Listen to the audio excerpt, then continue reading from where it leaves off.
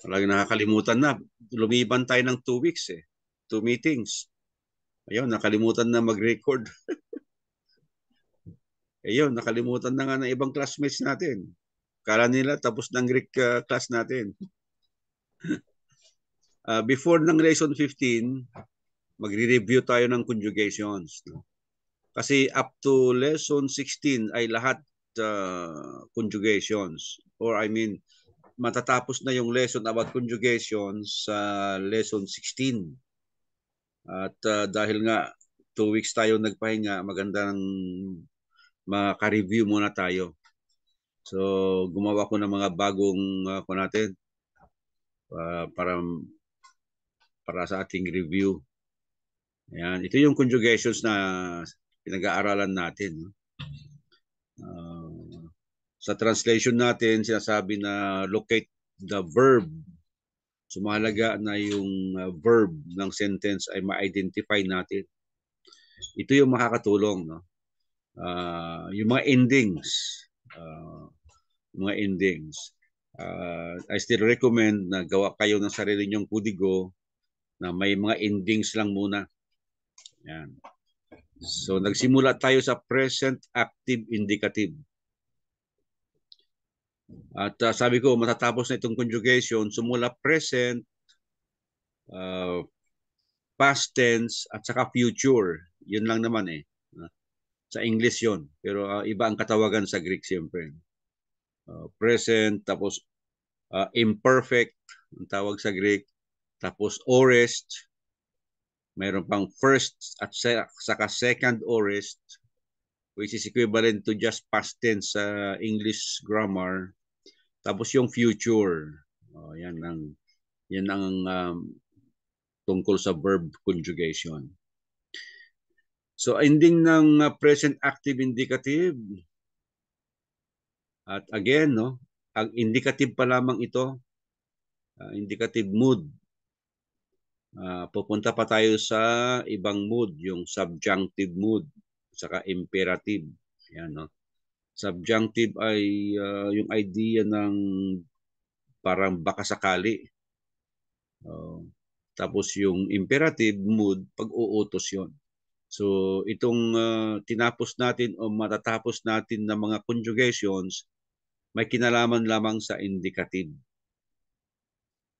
Or yung equivalent nito ay declarative. Yan. So, luo, lues, lue. No? At tandaan nyo yung translation. No? I lose or I am losing. Sabi ng author ni Machen, walang pinag-iba. No? I lose or I am losing. Alam ko sa English may kaibahan yan eh. I lose, one action lang yon. Pero I am losing, sabi ko nga, nagsimula at nagpapatuloy. Yun ang idea sa English grammar. Pero sa Greek, sabi niya, hindi. Sila naman yung authority sa Greek. So, paniwalaan natin sila. So, I lose or I'm losing. Lues, thou losest, or thou art losing. I hope hindi ito confusing sa inyo, no? Kasi ang style ng author ay lumang English, Old English. Kaya gumagamit siya ng thou. Ito ang singular pronoun equivalent to you sa English. Yung you naman sa English kasi pwedeng singular at saka plural eh.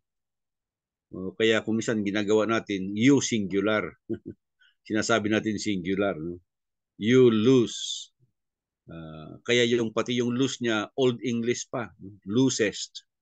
Yan ang mga Old English eh, yung King James version, di ba? Lovest thou me more than this, sabi ng Panginoon kay Peter. Kaya yan ang style niya. Losest, thou losest. Kung salip na do you love me? Ang sagot ng sa Old English ay lovest thou me? So parang ganyan, thou losest or thou art losing.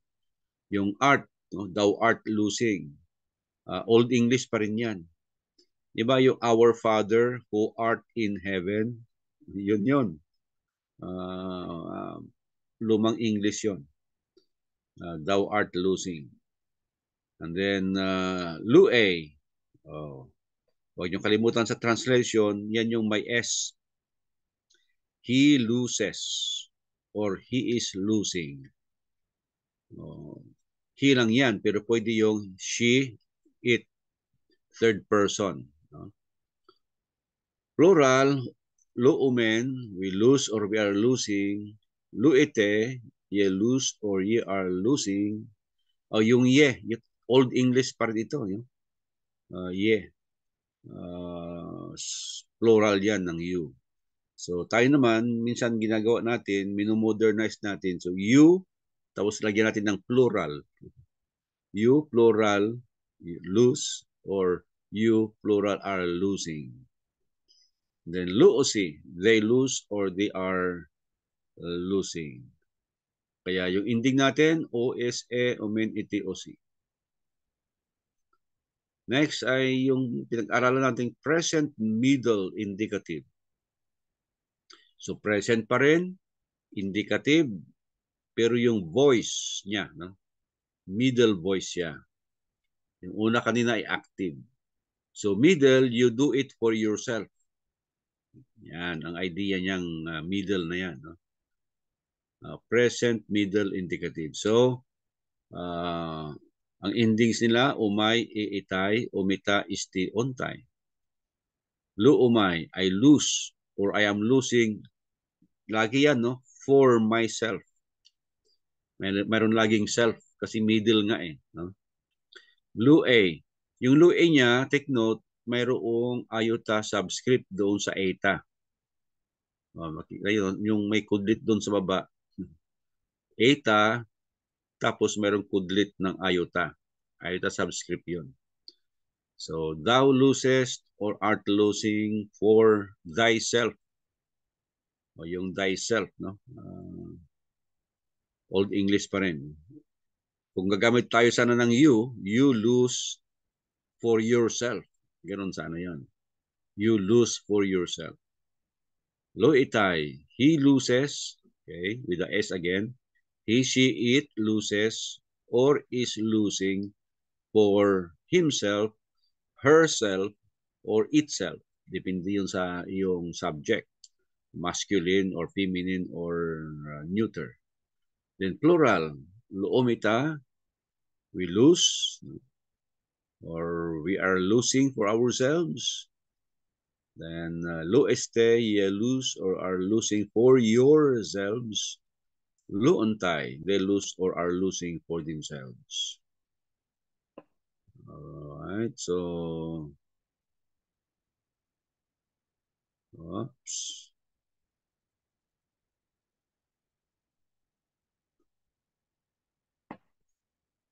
So yan, a present middle indicative. Next naman ay present passive indicative. So lahat yan, no? Present indicative. Pero yung una, active. Pag sinabi mo active, the subject is the doer of the action. Sa middle, the subject do it for himself. Pero itong passive, present passive indicative, the subject is the receiver of the action. Yan na, no? Yung ending parehas lang. Umay, itay, omita, isti, ontay. Pero ang translation niya iba. I am being loosed. So kita nyo, yung I, siya na yung tumatanggap ng aksyon. Being loosed, siya na yun. No? Lue, thou art being loosed. Loetai, he is being loosed. Loomita, we are being loosed. Lueste, we are being loosed. Luontay, we are being loosed. So, yan ang present indicative. Ang next ay imperfect. Ang imperfect ay equivalent na ito ng past tense sa English grammar. At according to the author, ito yung action in the past at nagtuloy tapos huminto. Yun ang idea ng I was losing. Nag-iisip nga ako bakit doon sa English hindi ganun yung idea nila, no? Na nagsimula tapos nagtuloy-tuloy. Hindi sa present hindi ganun eh. Pero sa past tense nila mayroong ganun. Ito nga, imperfect active indicative. I was losing. Kasi mayroong past tense na one time lang nangyari at a certain time nangyari in the past. Yun ang aorist.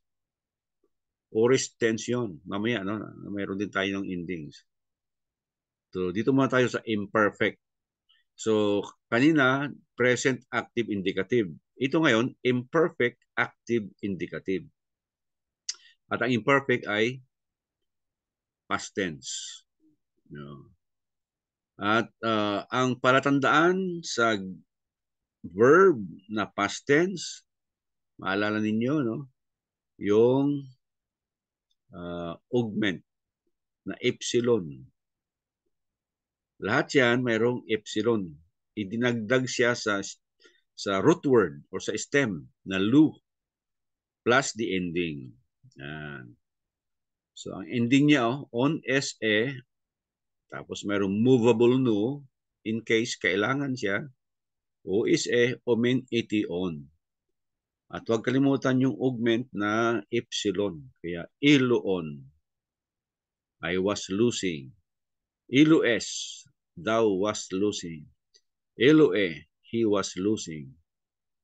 Iluumen, we were losing. Napansin nyo yung accent niya, nandun na sa antipinalt, ang tawag dito? Pinalt, antipinalt. Kasi yung accent niya, hindi pwede sa pang-apat. Hanggang pangatlong syllable lang siya. Iloomen.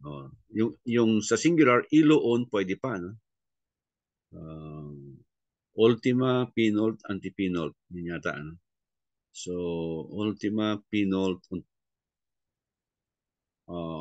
antipinalt. Nandun na yung accent niya. Hanggang pangatlo lang. Hindi siya pwede siya pang-apat na syllable. So, iloomen. We were losing. Iluete, you were losing. Iloon, balik siya doon sa I, ang kanyang accent. Iloon, they were losing. So, imperfect active indicative. Past tense niyan, no? Next ay middle. Imperfect middle. So, ganun din. Parang sa present middle indicative na you do it for yourself.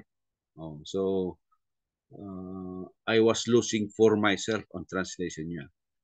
Yung pinaka tanda natin, nandun na naman, no? Augment, the letter epsilon.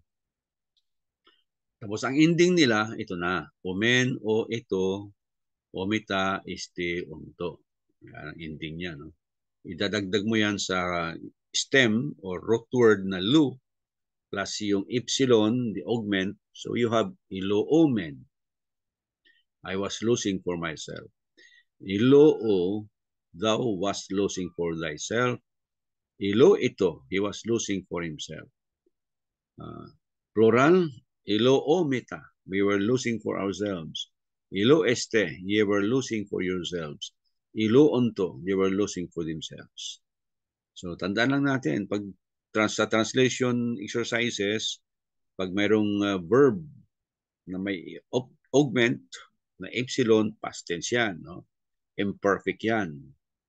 Tapos, yung ending will tell us kung ito ba imperfect active o imperfect middle or imperfect passive.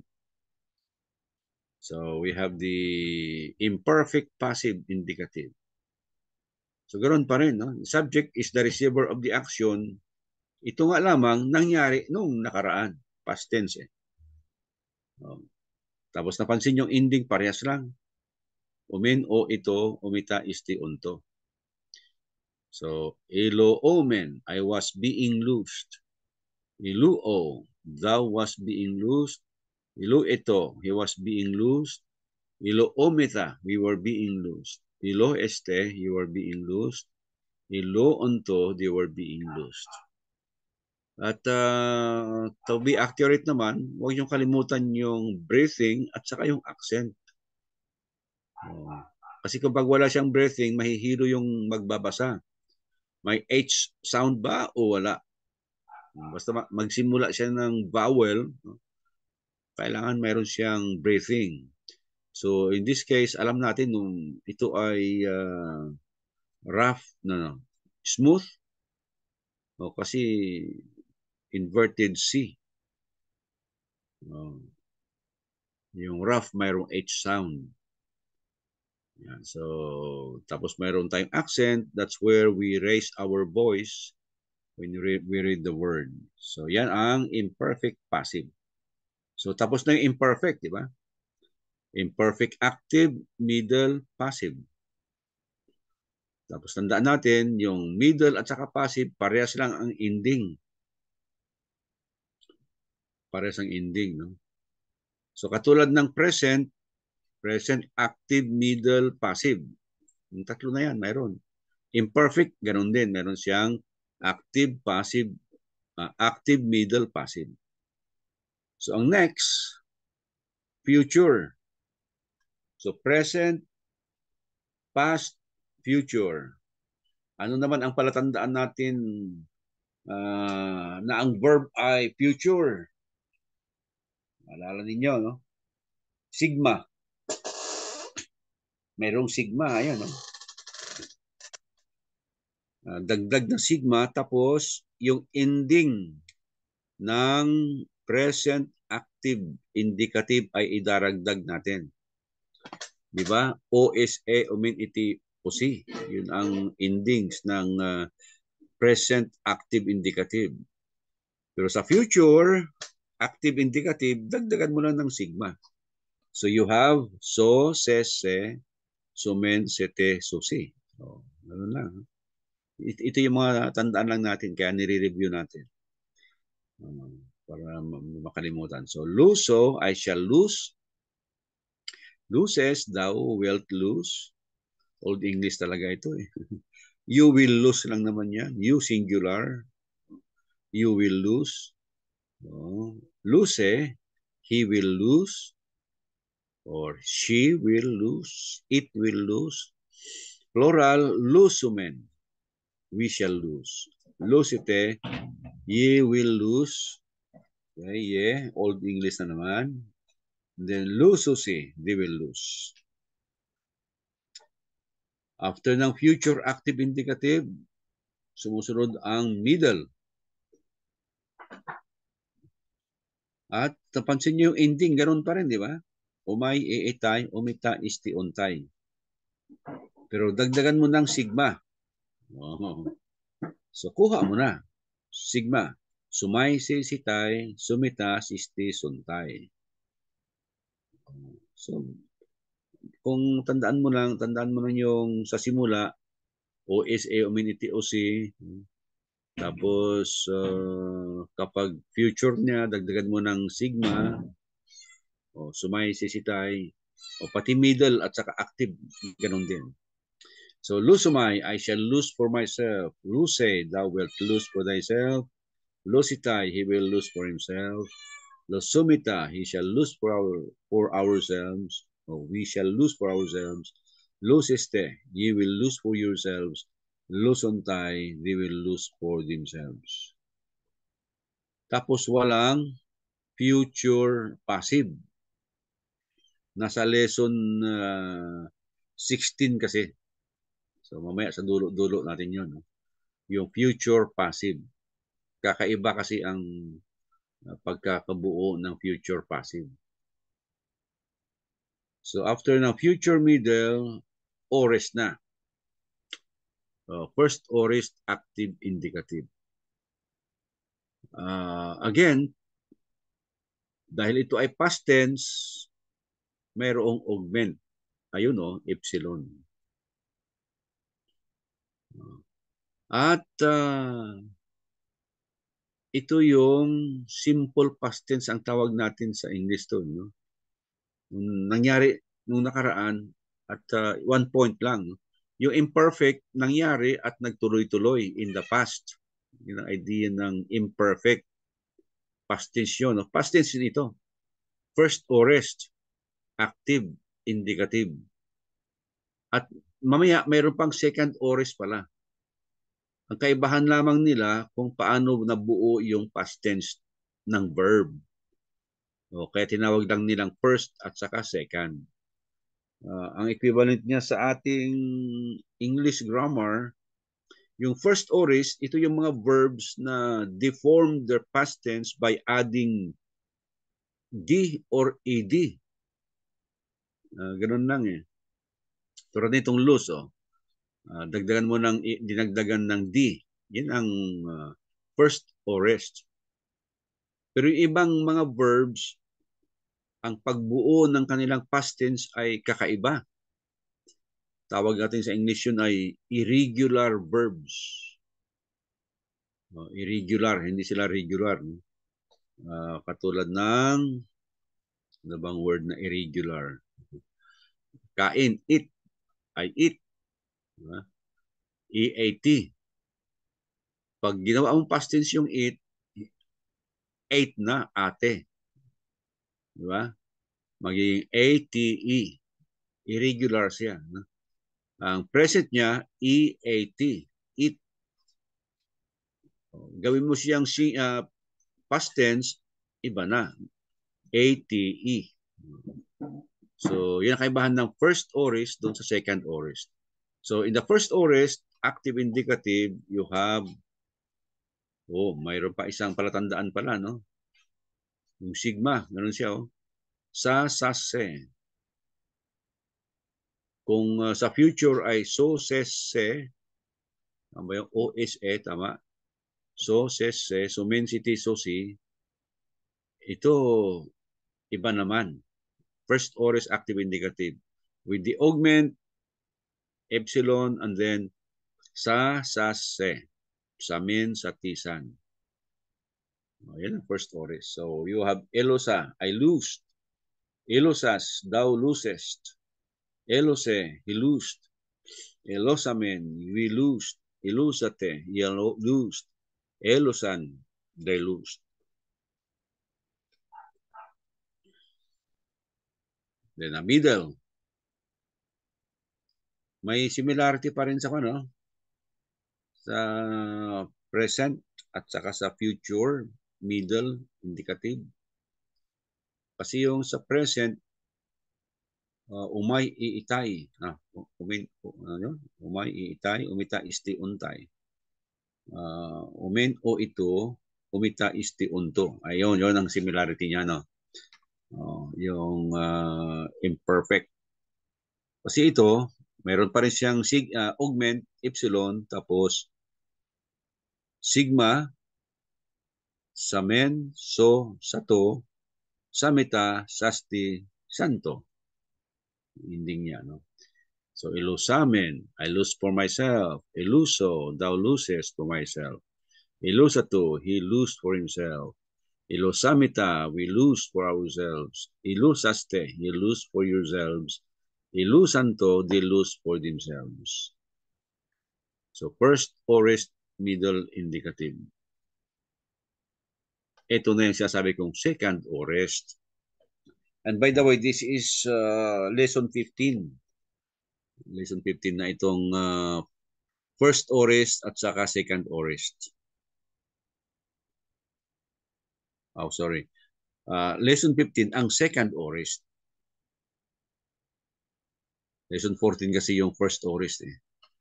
So, I was saying, ang first aorist ay equivalent ng mga regular verbs which form their past tense by adding D or AD. Pero yung second aorist, hindi ganon. These are the irregular verbs. Kaya kita nyo example, hindi na lose. Hindi na yung word na lose ang ginamit. Kasi regular verb bali yung I lose. Binuo yung kanyang past tense by adding D. So gumamit ngayon ng ibang word na makonsider natin na irregular verb in English grammar. So this is the second aorist. Kaya hindi na loose ang ginamit na word dito. Hindi na luo. Kasi ang luo ay regular. First aorist. Kumbaga regular verb siya. Hindi siya pwede sa second aorist. Hindi siya pwede sa irregular verb kasi regular nga siya. So for the example of the second aorist active indicative, we have the word lipo. Lipo, which means I leave. I leave, umalis ako. No? I leave. So paano natin gawing past tense ito? O yan. Yung maalala nyo yung imperfect. Tama ba? Imperfect. Ayan no. Imperfect active. Ang ending niya parehas. On, sa, omen, iti, on. Imperfect active indicative ending. Yan ang dinagdag. Yan ang dinugtong pala sa ending ng second aorist active. Pero iba yung root word siyempre. No? Si lipo. O kung ano siya. Lip. Ang root word niya. With the augment, e. Elipon. So yun na ang ending. On, sa, omen, iti, on. Elipon. I left. I left. Malis ako. Elipes. Thou left. You left. And then Elipe. He left. Umalis siya. Or siya ay umalis. Yung para dapat, no? Siya ay umalis. Ako ay umalis. Ikaw ay umalis. Siya ay umalis. Then elepomen, we left. Elepete, ye left. Elepon, they left. So, tandaan natin, maganda rin yung tawag natin dito, ma-recognize natin yung similarities ng mga verbs, verb endings. Kaya, inilagay ko rito yung isa, imperfect active. Katulad sila ng ending. On, sa, omen, iti, on. At second aorist middle indicative of lipo. Nasa lesson 15 ito. 15. Elipumen. So, andyan pa rin yung ending niya. Omen, o, ito, omita, isti, onto. Ito, katulad ng imperfect passive. Imperfect passive, ito ay second aorist middle.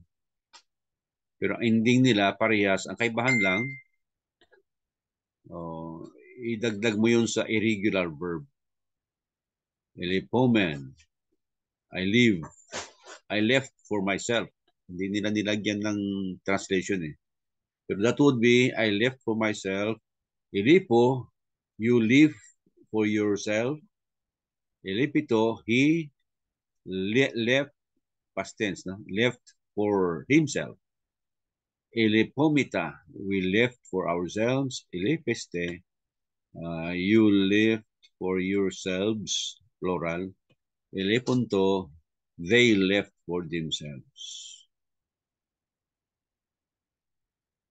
Similar to the imperfect passive indicative on the ending, pero the translation is different. Kita ko lang yung similarity. And then, meron tayong aorist passive indicative. Aorist passive indicative. At kakaiba. No? Kakaiba. This time, merong theta. Meron siyang theta. Ang augment epsilon ay nandun pa rin. Pero we are introduced to a new ending. Yan o, ten teste. To, temen, tete, tesan. Aorist passive indicative. Kasi kanina aorist middle hanggang aorist middle lang tayo eh. Ngayon, ito yung aorist middle niya. Iloten, I was loose. Ilotes, thou was loose. Ilute, he was loose. Iletemen, we were loose. Ilotete, you were loose. Ilotisan, they were loose. At gusto kasing tapusin yung conjugation hanggang sa future. Sinali ko na rin ito. Actually, nasa lesson 16 pa yan eh. Lesson 16 pa.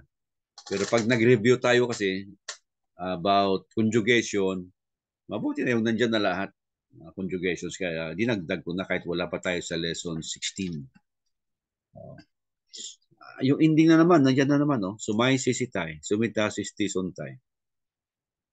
Kailang mayroon siyang dagdag na theta, eta. Theta, eta.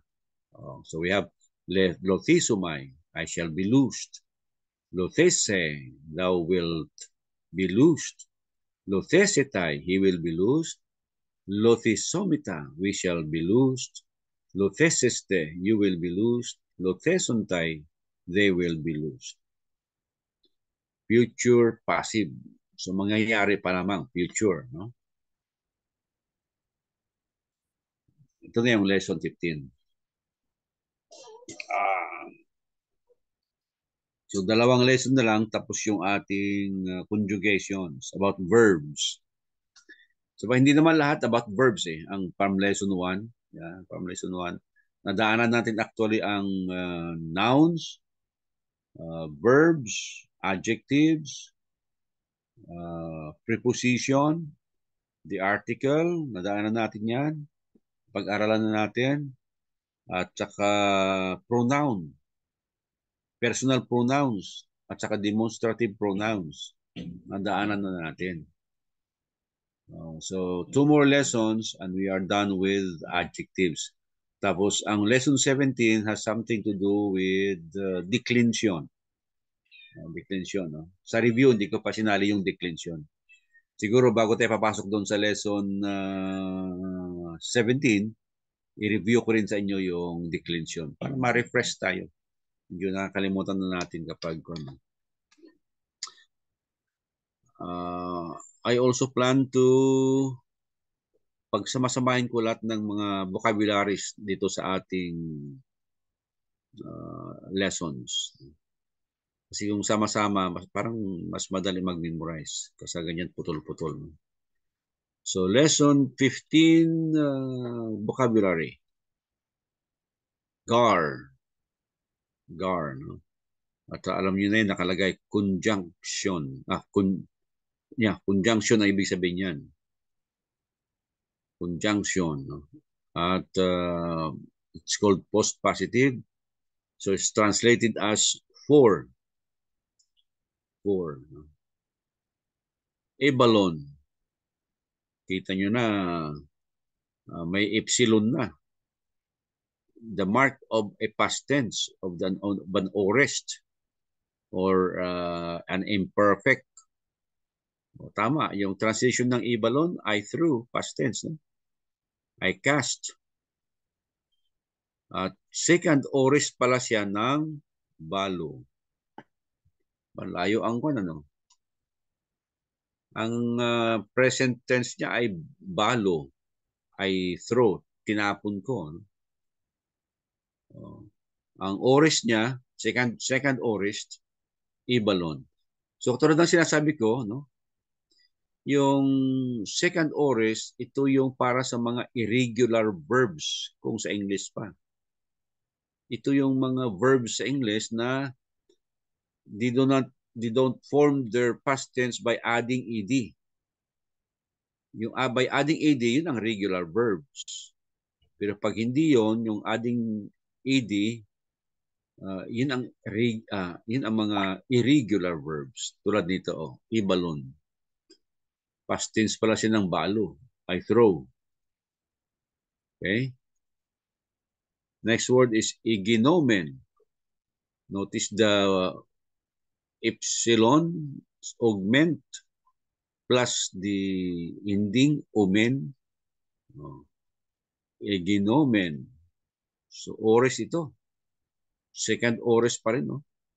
Meaning I become. I became. I became second ores of ginomai. Tapos, edon. Edon. I see. Second ores of blepo. Ang layo naman, no? Blepo is the present active indicative. Pero yung kanyang second ores ay edon. And hindi tayo makapagreklamo. Ganyan ang nasa textbook. Sabi nga ng author, we learn it by observation. Kung paano nila ginagamit yung kanilang language. May also be regarded as second orist of horao. Ba horao IC? Horao IC din yan.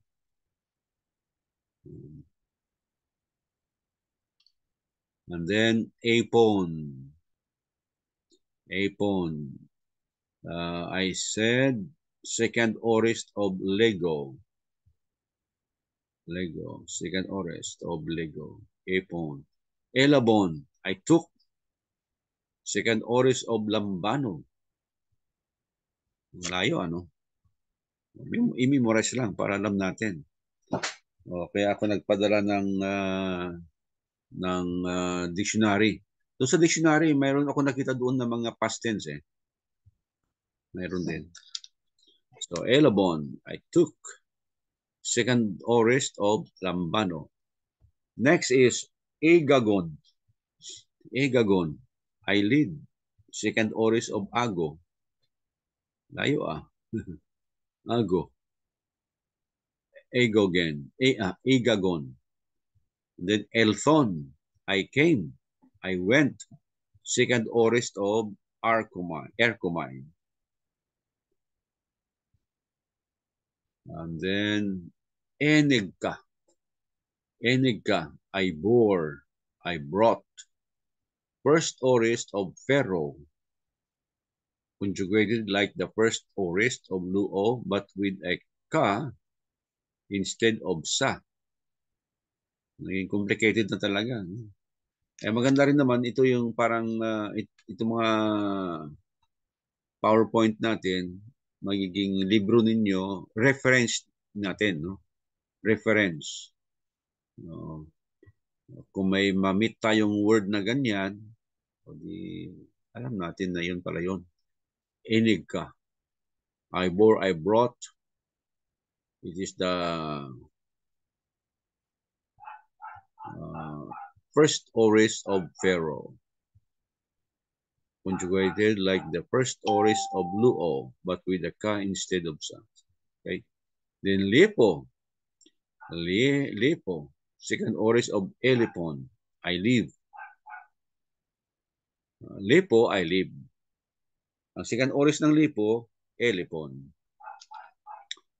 Next is Opsumai. I shall see. I shall see. Opsumai. Deponent. You remember what is deponent? Pag sinabing deponent, these are middle or passive endings but active in meaning.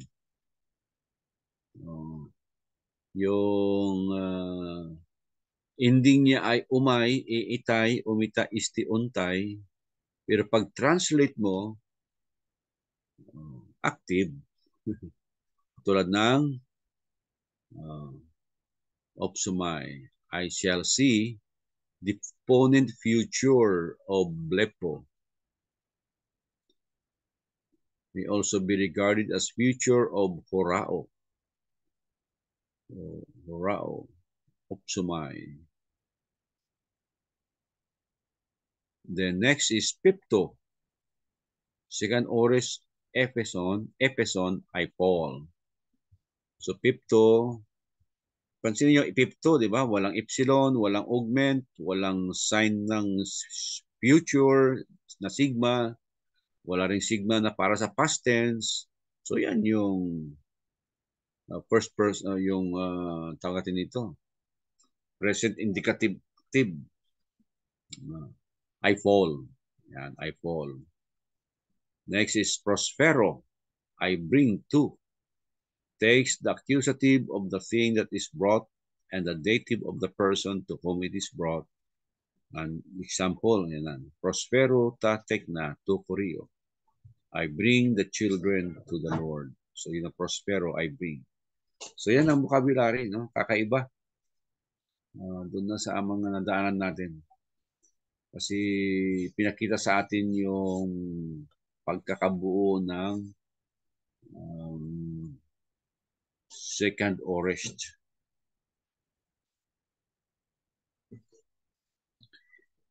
Ito mga notes na tandaan natin.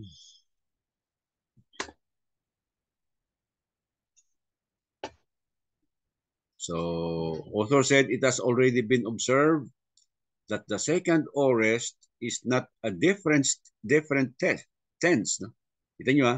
The second aorist is not a different tense from the first aorist. Parehas lang sila. But only a different way of forming the same tense. So parehas sila na equivalent ng past tense natin. First aorist and second aorist. Ang kaibahan lang ay paano nabuo yung kanilang past tense. Forming the same tense. But only a different way of forming the same tense.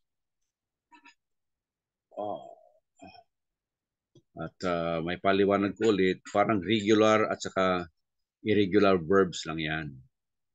Ang first aorist ay for regular verbs, ang second aorist for irregular verbs, kung sa English pa. Yan.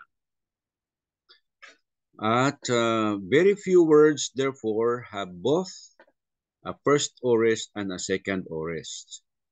Just as very few verbs in English form their preterite both by adding ed and by making changes within the body of the word.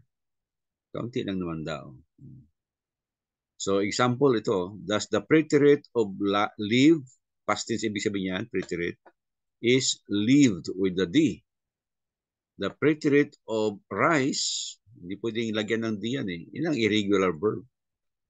Rise is rose. Yan. Rose yan na verb. Pag ginawa mong noun, naligaw na kasi ang English, mahirap na lengguwahe. Rose, yun.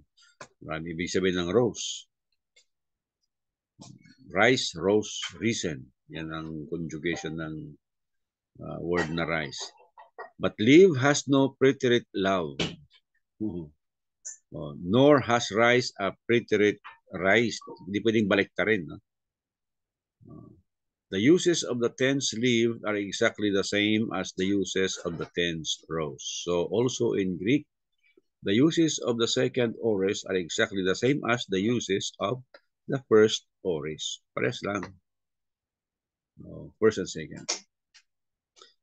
It cannot be determined beforehand whether a verb is going to have a first aorist or a second aorist. Oh, hindi daw. Paano yan? Nor if it has a second aorist, what the form of that second aorist will be. So, paano yan? Hindi daw alam kung first aorist, second aorist. So, sabi niya, these matters can be settled only by an examination of the lexicon for each individual verb. Iwan ko kung meron tayo sa online, mga ganyan, no? Mga lexicons. Kasi nga, nakakatulong sila. Sa lexicon, pwede mo i-search ang one word, tapos sasabihin sa'yo. Sasabihin sa'yo anong, ano siya, anong part of speech. Yan ang sasabihin sa'yo. Anong part of speech yan.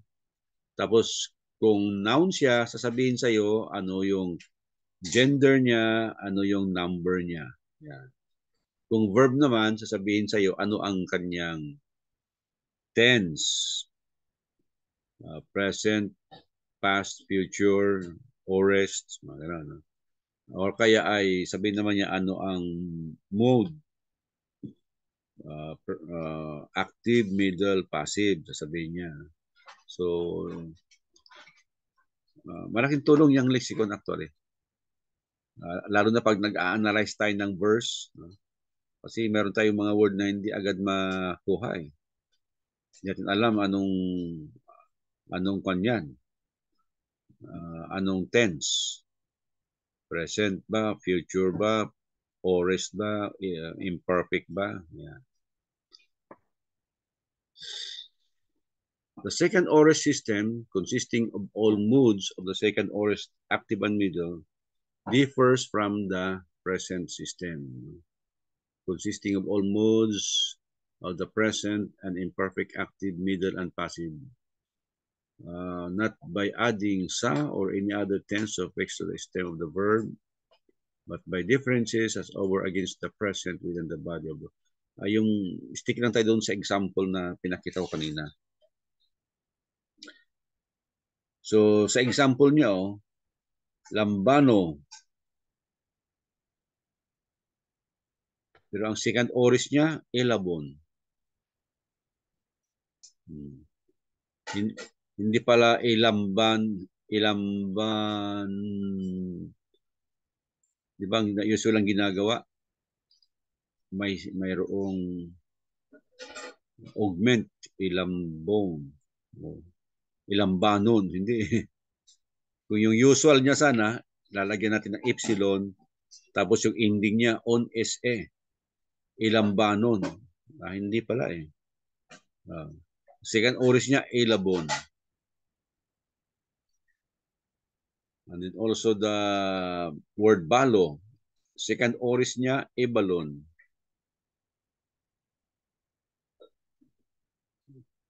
Right. Ano pa mga gusto nating pag-aralan dito?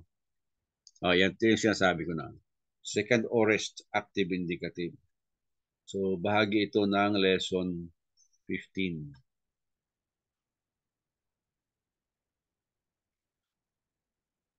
So, Elipon, I left. Elipes, thou left.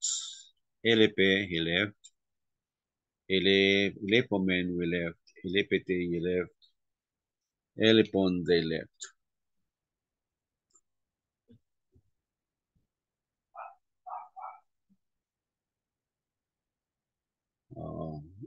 Tapos ito yung second aorist naman. Naulit ano. Ito dapat yung pakita ko.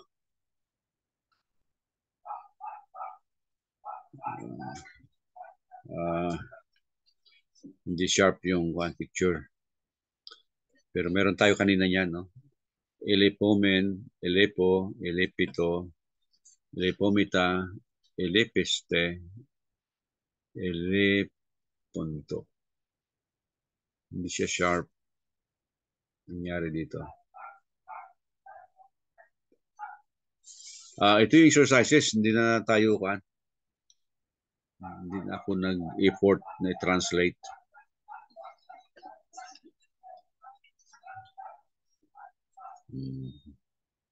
That ends our lesson for tonight. Nag-review tayo at idinugtong ko yung isang lesson, lesson 14. One more lesson and we are done with the verbs. Tapos simula tayo, magre-review tayo ng declension. So kapag declension ang pinag-uusapan, about noun naman yan. No? Noun and also adjective. Yun ang mga may declension. Questions kaya? Para ganyo ay ma-identify nyo na ang Greek verb ngayon. No? Pag nakakita kayo ng Greek sa sentence, mga ito ang tandaan natin.